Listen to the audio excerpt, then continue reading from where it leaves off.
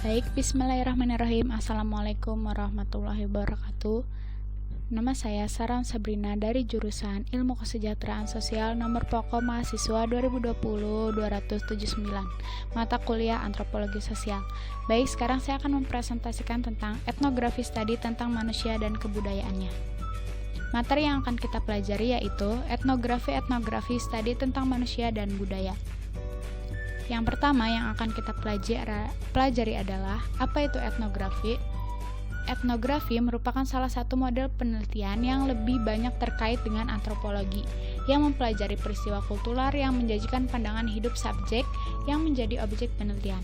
Etnografi telah dikembangkan menjadi salah satu model penelitian yang lebih banyak terkait dengan antropologi, yang mempelajari peristiwa kultural yang menjanjikan pandangan hidup subjek yang menjadi objek penelitian. Setelah itu ada tujuan etnografi. Tujuan etnografi yaitu tujuan utama aktivitas ini adalah untuk memahami suatu pandangan hidup melalui sudut pandang si pemilik kebudayaan tersebut dengan berupaya memahami sudut pandangnya, hubungannya dengan kehidupan dan mendapatkan persepsi mengenai dunianya. Selain mempelajari masyarakat, etnografi juga mempelajari dari masyarakat. Nah, di dalam antropologi, khususnya antropologi sosial, apa yang praktisi lakukan itu yang disebut etnografi.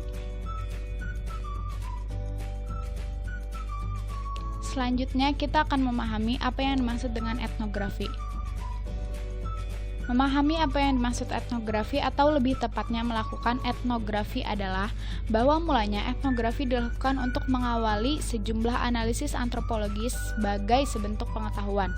Melakukan etnografi tidak hanya membangun hubungan, memilih informasi, menyalin teks, mengambil silsilah, membuat pemetaan, dan menulis catatan akhir.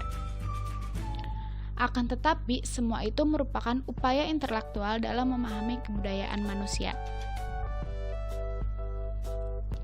Nah, selanjutnya kita akan mempelajari tentang syarat utama studi etnografi. Syarat utamanya adalah peneliti itu sendiri harus hidup di antara objek dan subjek yang diteliti untuk waktu yang relatif cukup bagi si peneliti untuk mendapatkan terintegrasi dengan masyarakat yang ditelitinya. Selanjutnya ada perkembangan etnografi.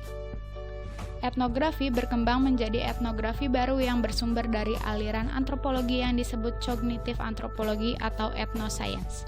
Etnografi baru ini memusatkan perhatiannya untuk menemukan bagaimana berbagai masyarakat.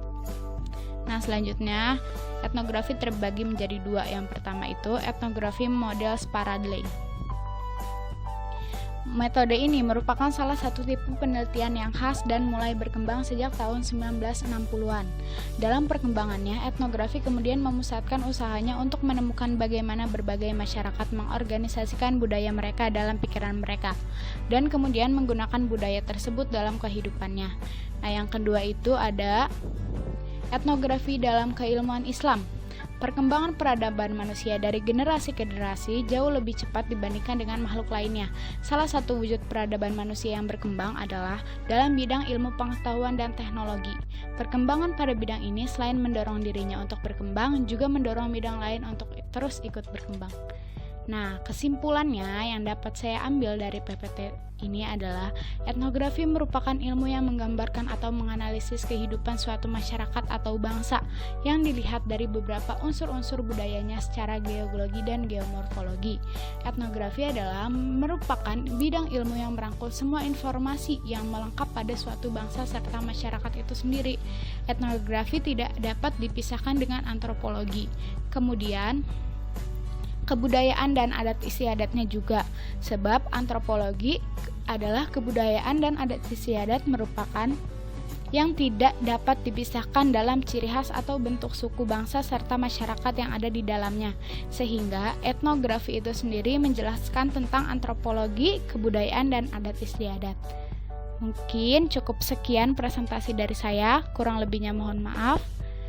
Terima kasih. Wassalamualaikum warahmatullahi wabarakatuh.